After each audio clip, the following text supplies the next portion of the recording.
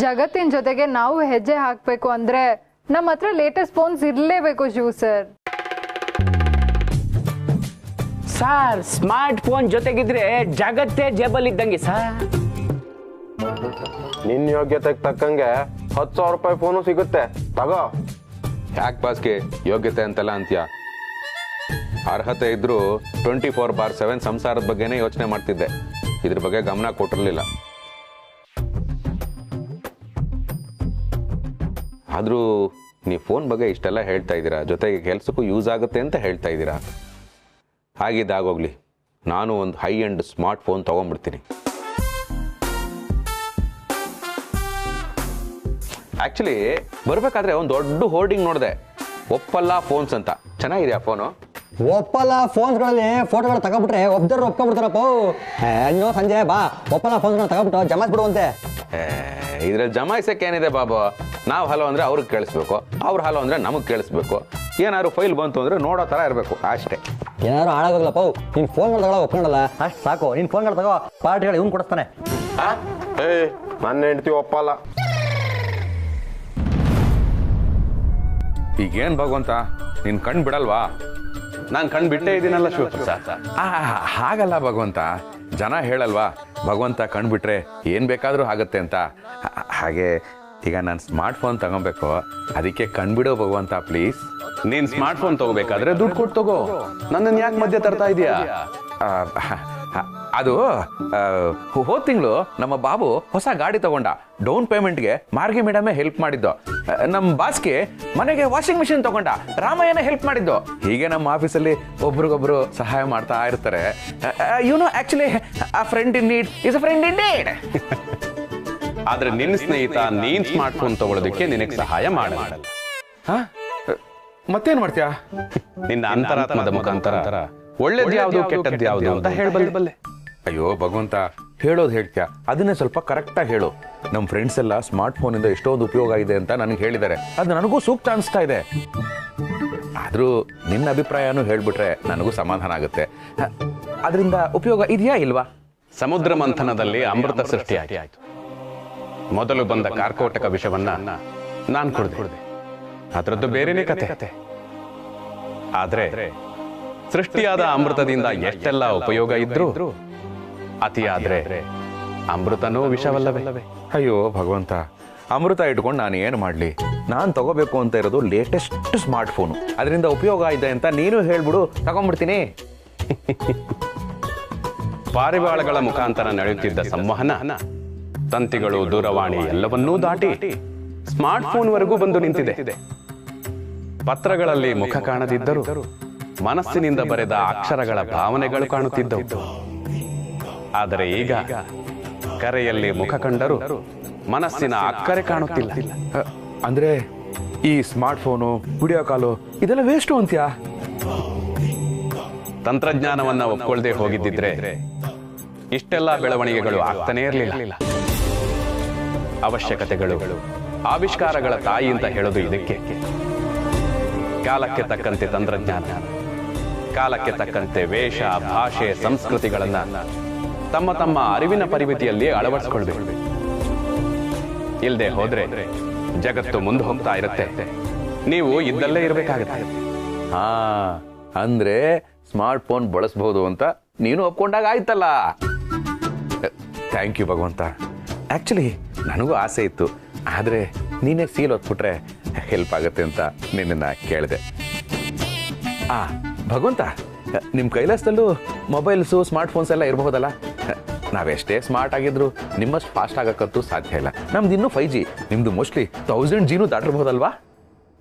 ಯಾವ ಜಿ ಬಂದರೂ ಜೀವನ ನಡೆಸಬೇಕಾಗಿರೋದು ನೀವೇ ಹೊರತು ತಂತ್ರಜ್ಞಾನವಲ್ಲ.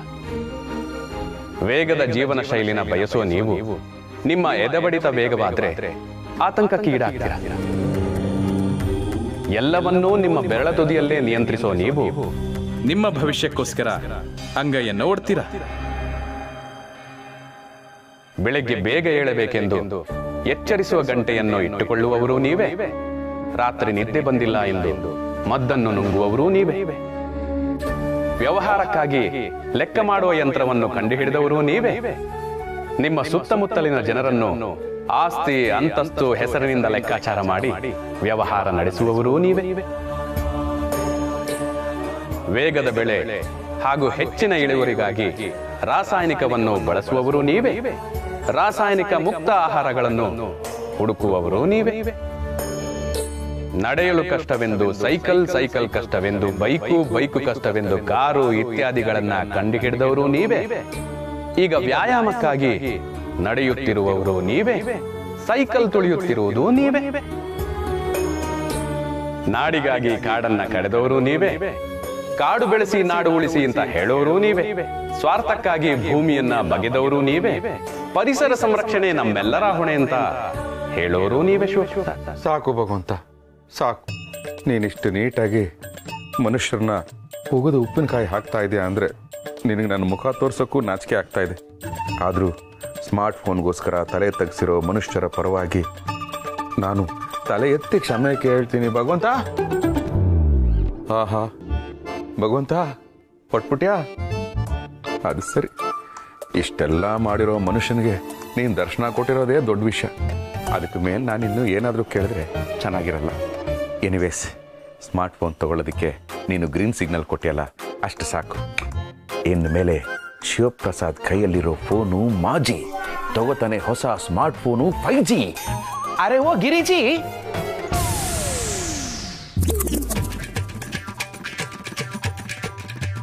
ಆಹಾ ಗಿರಿ, ಎಂಥ ಸಾಧ್ವಿ ಶಿರೋಮಣಿ ನೀನು.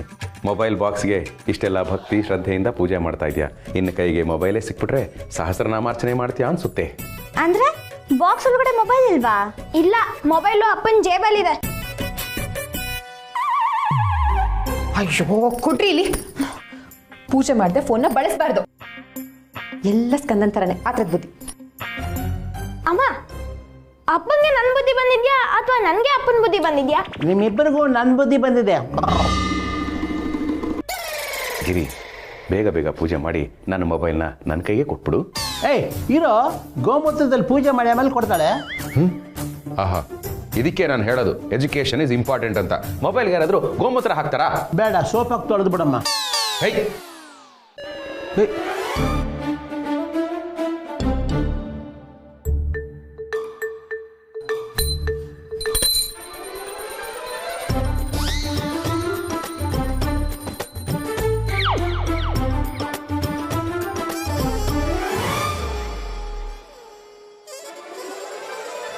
ಅಪ್ಪ ಭಗವಂತ, ನಾನು ನಿನ್ನ ಹತ್ರ ಕೇಳ್ಕೊಳ್ಳೋದಿಷ್ಟೆ.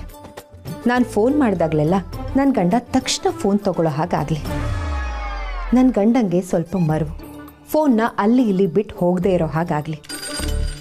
ಬ್ಯಾಟ್ರಿ ತುಂಬ ಹೊತ್ತು ಬರಲಿ, ನೆಟ್ವರ್ಕ್ ಸಮಸ್ಯೆ ಆಗದೆ ಇರಲಿ, ಕಳ್ಳಕಾಕರಿಗಂತೂ ಈ ಫೋನ್ ಸಿಗದೆ ಇರಲಿ.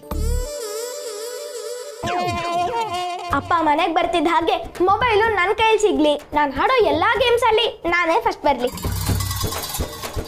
ಬಾಯ್ ಮೇಲೆ ಹಾಕ್ತೀನಿ ನೋಡು. ಸ್ಕೂಲಲ್ಲಿ ಫಸ್ಟ್ ಬಾ ಅಂದರೆ ಗೇಮಲ್ಲಿ ಫಸ್ಟ್ ಬರ್ತಾನಂತೆ. ಅಮ್ಮ, ನೀನು ಟೆನ್ಷನ್ ಮಾಡ್ಕೋಬೇಡ, ನಾನು ಅವ್ನಿಗೆ ಹೇಳ್ಕೊಡ್ತಿದ್ದೀನಲ್ಲ. ಅಮ್ಮ, ಮೊದಲು ಮೊಬೈಲ್ ಕೊಟ್ಬಿಡಮ್ಮ. ಅದೇನು ಮೊಬೈಲು ಅಥವಾ ಅವನ ಕಿಡ್ನಿನೋ ಆಗ್ಲಿಲ್ಲ, ಅದನ್ನೇ ನೋಡ್ತಾ ಇದ್ದಾನೆ. ಹಾಂ,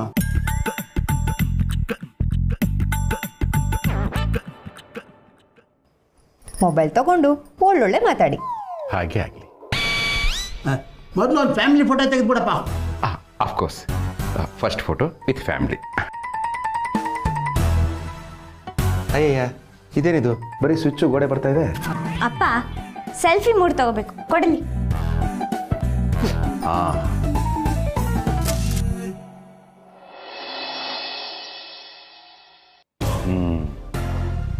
ಪ್ರತಾಪ್ ಸಂಗನ ಬಸವನ ದೊಡ್ಡಿ. ಅಯ್ಯಪ್ಪ, ಕರೆಯೋಕ್ಕೆ ಇಷ್ಟುದ್ದ ಹೆಸರಿದೆ. ಶಾರ್ಟ್ ಆಗಿ ಪ್ರತಾಪ್ SB ದೊಡ್ಡಿ ಅಂತ ಹಾಕ್ಕೊಡ್ತೀನಿ. ಪ್ರತಾಪ್ SB ದೊಡ್ಡಿ. ನೆಕ್ಸ್ಟ್ ಪೃಥ್ವಿರಾಜ್ ಕುಲಕರ್ಣಿ. ಇದು ಸಿಕ್ಕಾಪಟ್ಟೆ ದೊಡ್ಡ ಹೆಸರು. ಶಾರ್ಟ್ ಆಗಿ PRK. ನೆಕ್ಸ್ಟು ರಾಘವೇಂದ್ರ. ಅಷ್ಟು ಬೇಗ 6 ಬಂದ್ಬಿಡ್ತಾ? ಅಯ್ಯಯ್ಯೋ, ಪಿನಲ್ಲಿ ಪೂಜಾ, ಪೂನಂ ಅಂತ ಇದ್ದಿದ್ರೆ ಎಷ್ಟು ಚೆನ್ನಾಗಿರೋದು ಸೇವ್ ಮಾಡ್ಕೊಳ್ಳೋದಕ್ಕೆ. ಓಹೋ, ಸಾಹೇಬ್ರಿಗೆ ಈ ವಯಸ್ಸಲ್ಲಿ ಇಂಥ ಆಸೆಗಳು ಬೇರೆ ಇದೆಯೋ? ಏನಿಲ್ಲ ಗಿರಿ, ಸುಮ್ಮನೆ ತಮಾಷೆ ಕಾಮಿಡಿ ರಾಘವೇಂದ್ರ CB. ಅಯ್ಯೋ CB ಅಂತ ಇದ್ದಿದ್ರೆ RCB ಅಂತ ಸೇವ್ ಮಾಡ್ಕೋತಾ ಇದ್ದೆ. ಏನೋ ಒಂದು ಮಾಡ್ಕೊಳ್ಳಿ. ರಾಜ ಗಿಯೋ. ಗಿರಿ ಗಿರಿ, ನಿಂಗೊಂದು ವಿಷಯ ಗೊತ್ತಾ? ಗೊತ್ತಿಲ್ಲ. ನಾನು ಹೇಳ್ತೀನಿ ಕೇಳು. ನಮ್ಮ ದೇಶದಲ್ಲಿ ಅತಿ ಹೆಚ್ಚು ಜನರ ಸರ್ನೇಮ್ ಏನ್ ಹೇಳು? ಗಿಯೋ ಅಂತ. ಅಂದ್ರೆ ಅದು ಗಿರಿ, ಆಲ್ರೆಡಿ ಒಂದು ಸಿಮ್ ಇದ್ರು ಈ ಗಿಯೋ ಸಿಮ್ ಬಂದ್ಮೇಲೆ ಎಲ್ಲರಿಗೂ ಫ್ರೀಯಾಗಿ ಕೊಟ್ಬಿಟ್ರಲ್ಲ, ಅದಕ್ಕೆ ಮನೆ ಮಂದಿಗೆಲ್ಲ ಕೊಡಿಸ್ಬಿಟ್ರು. ಹಾಗಾಗಿ ಅಪ್ಪ ಗಿಯೋ, ಅಮ್ಮ ಗಿಯೋ, ತಂಗಿ ಗಿಯೋ, ಮಾಮ ಗಿಯೋ, ಎಲ್ಲರೂ ಗಿಯೋಮಯ. ನೀವೋ ನಿಮ್ ಜೋಕೋ ಆ ಭಗವಂತಂಗೆ ಪ್ರೀತಿ ರೀ. ಆ ಡೈರಿನಲ್ಲಿ 800 ಕಾಂಟ್ಯಾಕ್ಟ್ ಇದೆ. ಅದನ್ನೆಲ್ಲ ಫೋನಿಗೆ ಸೇವ್ ಮಾಡ್ಕೋಬೇಕು ಅಂದ್ರೆ ತುಂಬಾ ಟೈಮ್ ಆಗುತ್ತೆ. ಟೈಮ್ ವೇಸ್ಟ್ ಮಾಡ್ಬೇಡಿ, ಮಾಡ್ಕೊಳ್ಳಿ. ಅಲ್ವಾ? ಓಕೆ. ಇದ್ಯಾವುದು? ಅನಾಥ ಕರೆ, ಹೆಸರು ಇಲ್ಲ, ಎಂಥದ್ದು ಇಲ್ಲ. ಹಲೋ. ಏನಯ್ಯ ಹಲೋ ಅನ್ನೋದ್ರಲ್ಲಿ ಮರ್ಯಾದನೆ ಕಾಣ್ತಾ ಇಲ್ಲ, ಏನ್ ಸಮಾಚಾರ? ಯಾವನಯ್ಯ ಅವನು? ಫೋನಲ್ಲಿ ಮಕಾನೇ ಕಾಣಲ್ಲ, ಆಡೋ ಮಾತಲ್ಲಿ ಮರ್ಯಾದೆ ಕಾಣ್ತಾ ಇಲ್ಲ ಅಂತ ಇದೆಯಾ? ಗೋಲ್ಡು ನನ್ನೇ ಗುಲ್ಡು ಅಂತಿದ್ಯಾ? ನೀನು ಸರಿಯಾಗಿ ಮಾತಾಡ್ತಾ ಇದ್ದಿದ್ರೆ ನಾನು ಅದಕ್ಕೆ ತಕ್ಕಂತೆ ಗೌರವ ಕೊಡ್ತಾ ಇದ್ದೆ. ಫೋನ್ ಹತ್ತಿದ ತಕ್ಷಣ ಏನಯ್ಯ ಅಂದ್ರೆ ಅದಕ್ಕೆ ಇದು ಏನ್ ನಕ್ರ ಮಾಡ್ತಿದ್ಯಾ? ಇಲ್ಲ, ರಾಜಾ ಅಂಡರ್ವೇರ್ ನಲ್ಲಿ ನೌಕರಿ ಮಾಡ್ತಾ ಇದೀನಿ. ಏನಯ್ಯ ಇವಾಗ? ನಿನ್ಗೆ ನಾನು ಯಾರು ಅಂತ ಗೊತ್ತಾಯ್ತಾನಯ್ಯ? ನೀನ್ ಯಾವನಾದ್ರೆ ನನಗೇನಯ್ಯ? ಹೆಸರಾಗ್ಬಿಟ್ಟು ಮಾತಾಡಯ್ಯ. ನಿನ್ನ ಮೊಬೈಲಲ್ಲಿ ಹೆಸರು ಬರ್ಲಿಲ್ವಾ? ನನ್ನ ಮೊಬೈಲಲ್ಲಿ ನಿನ್ನ ಹೆಸರು ಬರಕ್ಕೆ ನೀನೇ ನನ್ನ ಚಡ್ಕಣ ಅಥವಾ ನನ್ನ ಹೆಂಡತಿ ಅಕ್ಕನ ಮಗನ? ಹೇಳ್ತಾನೆ ಇದೀನಿ, ಬರೀ ನಂಬರ್ ಬಂತು, ಹೆಸರು ಬರ್ಲಿಲ್ಲ ಅಂತ. ಒಟ್ಟಾಗಿ ಏನ್ ತಿಂತ್ಯಾ ನೀನು? ಈಗಾದ್ರೂ ಹೆಸರು ಹೇಳ್ತೀಯ ಅಥವಾ ಇನ್ನ ಶುಗಿಲ್ಲ? ನಾನು ಕಣೋ ಡೀಲಿಂಗ್ ರಾಜು. ಅಯ್ಯೋ ಸಾರಿ ಸರ್, ದಯವಿಟ್ಟು ಕ್ಷಮಿಸಿ ಸರ್. ಅದು ಹೊಸ ಮೊಬೈಲ್ ತಗೊಂಡೆ ಸರ್. ಕಾಂಟ್ಯಾಕ್ಟ್ಸ್ ಯಾವುದು ಇನ್ನೂ ಸೇವ್ ಮಾಡಿರಲಿಲ್ಲ, ಈಗಷ್ಟೇ ಸೇವ್ ಮಾಡ್ತಾ ಕೂತಿದ್ದೆ. ನಿಮ್ಮ ನಂಬರ್ ಅಷ್ಟೇ ಬಂತು, ಹೆಸರು ಗೊತ್ತಾಗ್ಲಿಲ್ಲ sir. I very sorry sir. ಅದಕ್ಕೆ ಬಾಯಿ ಬಂದಂಗೆಲ್ಲ ಮಾತಾಡ್ಬಿಟ್ಟೆ. ಏನು ತಿಂದಿಲ್ಲ ಅಂದ್ರೆ ದಯವಿಟ್ಟು ಹೊಟ್ಟೆ ಹಾಕೊಳ್ಳಿ sir. You irresponsible international idiot. Mobile ತಗೊಳಕ್ ಆಫೀಸಿಂದ ಬೇಗ ಹೋಗಿದ್ಯಾ ನೀನು? ಇವತ್ ಪೆಂಡಿಂಗ್ ಇರೋ ಕೆಲಸ ಮುಗಿಸ್ಕೊಟ್ರೆ ಸರಿ, ಇಲ್ಲ ನೀನ್ ಕನಸು ಮೊಬೈಲ್ ಸ್ಕ್ರೀನು ಎರಡು ಹೊಡೆದೋಗುತ್ತೆ. ಹುಷಾರ್. ಹಲೋ. ಓ ನೋಡ್ದಾಗಿರಿ, ನಮ್ ಡೀಲಿಂಗ್ ರಾಜು ಅವ್ರದ್ದು ಫೋನ್. ಗೊತ್ತಾಯ್ತು. ನಿನಗೆ ಗೊತ್ತಾಯ್ತು, ಹೆಸರು ಬರ್ದೆ ನನಗೆ ಗೊತ್ತಾಗ್ಲಿಲ್ಲ. ಇನ್ನು 800 ಕಾಂಟ್ಯಾಕ್ಟ್ಸ್ ಇದೆ. ಇದನ್ನೆಲ್ಲ ಸೇವ್ ಮಾಡ್ಕೊಳ್ಳೋಕೆ ಬೆಳಗಿನ ಜಾವ ಆಗತ್ತೆ ಅನ್ಸುತ್ತೆ. ಅಷ್ಟರಲ್ಲಿ ಯಾರು ಫೋನ್ ಮಾಡ್ತಾರೋ, ಯಾರು ಕೈಲಿ ಮುಗಿಸ್ಕೋಬೇಕು ಏನೋ. ಅಷ್ಟೊತ್ತು ಬೇಕು ಅಂತ ಯಾರಪ್ಪ ಹೇಳಿದ್ದು? ನಿನ್ ಫೋನ್ ಕೊಡು. ನಿಮ್ಮ ಜಿಮೇಲ್ ID shivprasadgirija143@gmail.com ಅಲ್ವಾ?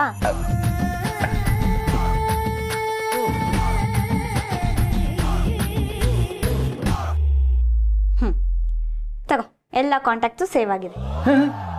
ಇಷ್ಟು ಬೇಗ? ಅರೆ ಹೌದು ಗಿರಿ, ಎಲ್ಲ ಸೇವ್ ಆಗ್ಬಿಟ್ಟಿದೆ. Very fast. ಆಹಾ ಗಿರಿ, ಎಂಥ ಮಗಳನ್ನ ಹೆತ್ತಿದ್ಯಾ. ಅಪ್ಪ, ಓದ್ತಿದ್ದಕ್ಕೂ ಸಾರ್ಥಕ ಆಯ್ತು. ತುಂಬಾ ಚೆನ್ನಾಗಿ ಕಲ್ತಿದ್ಯಾ. ಅಪ್ಪ, ಬೇರೆ ಯಾವ್ದಾದ್ರು ಆಪ್ಸ್ ಬೇಕಾ? ಆ್ಯಪ್ಸಾ? ಅದ್ಯಾವುದೋ ವಾಟ್ಸಪ್ ಇದೆ ಸಾಕು, ಬೇರೆದೆಲ್ಲ ಯಾಕಮ್ಮ? ನಾನೇನು ರೀಲ್ಸು ಎಲ್ಲ ನೋಡಲ್ವಲ್ಲ. ಅಪ್ಪ, ನೀನು ಮೊಬೈಲು ಅಂತ ಇಟ್ಕೊಂಡ್ಮೇಲೆ ಗೇಮ್ಸು ಆಪ್ಸು ಎಲ್ಲಾನು ಡೌನ್ಲೋಡ್ ಮಾಡಿ ಇಟ್ಕೋಬೇಕು.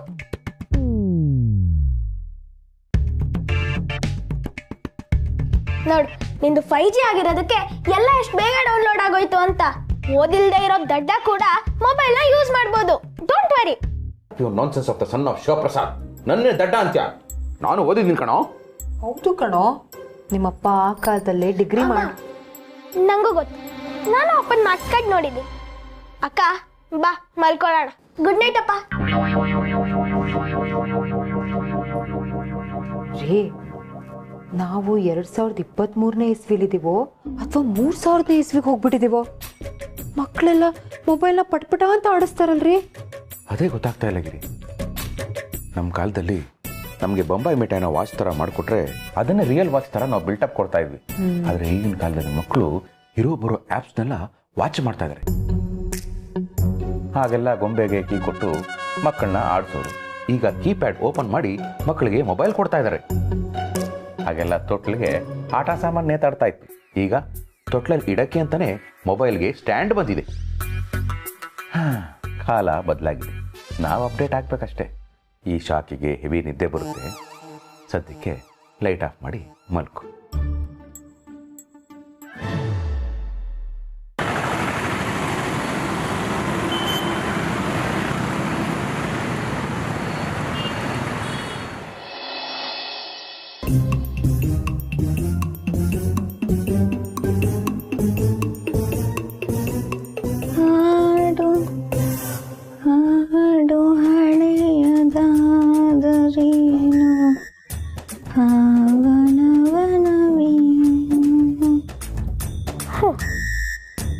ಅಕ್ಕನ ಬಿಹೇವಿಯರ್ ಮಾತ್ರ ಹಳೆದು ಅನ್ಕೊಂಡಿದ್ದೆ. ನೋಡಿದ್ರೆ ಹಾಡು ಹಳೆ ಕಾಲದ್ದ. ಓ ಮೈ ಗಾಡ್ ಜಿಲಾ. ಈಗ ನಾನು ಎಟ್ಟಿರೋ ಕೆಲಸನ ಫಸ್ಟ್ ಮುಗಿಸ್ಕೋತೀನಿ. ಅಪ್ಪ ಹೊಸ ಫೋನನ್ನು ಚಾರ್ಜ್ಗೆ ಹಾಕಿ ಮಲ್ಕೊಂಡಿರ್ತಾರೆ. ಅದರಲ್ಲಿ ಗೇಮಿಂಗು ಸೂಪರು. ಗ್ರಾಫಿಕ್ಸ್ ಕಾರ್ಡ್ ಚೆನ್ನಾಗಿರೋದ್ರಿಂದ ಗ್ರಾಫಿಕ್ಸ್ ಅಂತೂ ಅಲ್ಟಿಮೇಟ್ ಆಗಿರುತ್ತೆ. ಈಗ ಒಂದು ಗೇಮ್ ಆಡಿ ಅದ್ರಲ್ಲಿ 4 ಹೆಡ್ಶಾಟ್ ಹೊಡೆದು ಆಮೇಲೆ ಚೆನ್ನಾಗಿ ನಿದ್ದೆ ಹೊಡಿತೀನಿ. ಏ ಕಳ್ಳ,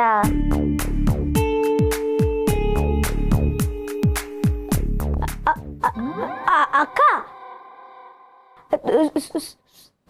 ಸುಸುಗೆ ಹೋಗ್ಬೇಕು. ಕಳ್ಳ ಕೃಷ್ಣನ ಕೇಳಿ ಮೆಲ್ಲ ಮೆಲ್ಲ ಬಂದರೆ ಗೋಪಣ್ಣ.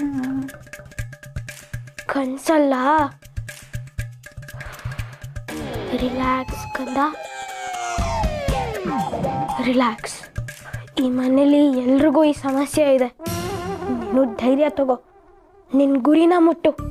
ಚಾರ್ಜ್ಗೆ ಹಾಕಿರೋ ಮೊಬೈಲ್ನ ಎತ್ಕೊಂಡು ಆಟ ಆಡು. ಕಮಾನ್, ಹೋಗು ಹೋಗು ಹೋಗು. ನಾನೇ ಹೋಗ್ಬೇಕಲ್ವಾ? ಹೋಗ್ತೀನಿ.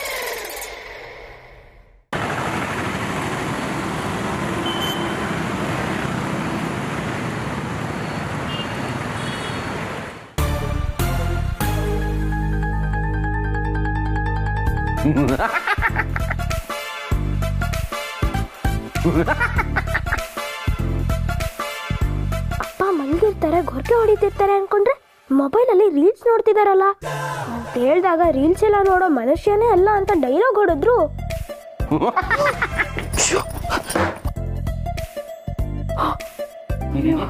ಇವ್ರಿ ನೀವೇನ್ರಿ? ಅಯ್ಯೋ, ಏನ್ರಿ ಮಾಡ್ತಿದ್ದೀರಾ ಇಷ್ಟೊತ್ತಲ್ಲಿ?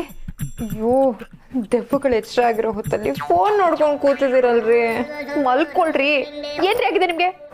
ಅದು ವೆಲ್ ಗಿರಿ, ಸ್ಕಂದ ಹೊಸ ಆ್ಯಪ್ಸ್ ಹಾಕ್ಕೊಟ್ಟಿದ್ನಲ್ಲ, ಅದು ಹೇಗೆ ವರ್ಕ್ ಆಗುತ್ತೆ ಅಂತ I was just it's a learning process. ತಿಳ್ಕೊತಾ ಇದ್ದೆ. ಈಗಷ್ಟೇ 10 ನಿಮಿಷ ಆಯ್ತು ಸ್ಟಾರ್ಟ್ ಮಾಡಿ. 11:10 ಸ್ಟಾರ್ಟ್ ಮಾಡಿದ್ದು ನಾನು. ರೀ, ಈಗ ಟೈಮ್ ಎಷ್ಟು ಅಂದ್ಕೊಂಡಿದ್ದೀರಾ? 2 ಗಂಟೆ 10 ನಿಮಿಷ. ಅವಳು 2 ಗಂಟೆ 10 ನಿಮಿಷ ಆಗೋಯ್ತಾ? ನಾನು 10 ನಿಮಿಷ ಆಗಿರೋದು ಅಂತ ಅನ್ಕೋತಾ ಇದ್ದೀನಿ. ಗೊತ್ತಾಗಲಿಲ್ಲ. ಮೊಬೈಲ್ ಕೈಲಿದ್ರೆ 2 ಗಂಟೆ ಆಗಿದ್ದು ಗೊತ್ತಾಗಲ್ಲ, 2 ದಿನ ಆದರೂ ಗೊತ್ತಾಗಲ್ಲ. ರೀ, ನಿಮ್ಮ ನೋಡಿ ಮಕ್ಕಳು ಇದನ್ನೇ ಕಲಿಯಲ್ವಾ? ಸಂಸಾರಸ್ಥರು ಮನೇಲಿ ಯಾರು ಇಷ್ಟೊತ್ತಲ್ಲಿ ಮೊಬೈಲ್ ನೋಡ್ಕೊಂಡು ಕೂರಲ್ಲ. ಆ ಬಿಟ್ಟಲ್ಲ ಅವ್ರನ್ನ ನೋಡ್ರಿ. ಅಯ್ಯೋ, ಇಲ್ಲಿ ನೋಡ್ರಿ, ಅವ್ರ ಮನೆಗೆ ಬಂದ ತಕ್ಷಣ ಮೊಬೈಲು, ಲ್ಯಾಪ್ಟಾಪು, ಟಿವಿ 3 ಬಿಟ್ಬಿಡ್ತಾರಂತೆ. ಅವನು 3 ಬಿಟ್ಟವನು ಅಂತ ನನಗೆ ಯಾವತ್ತೋ ಗೊತ್ತು.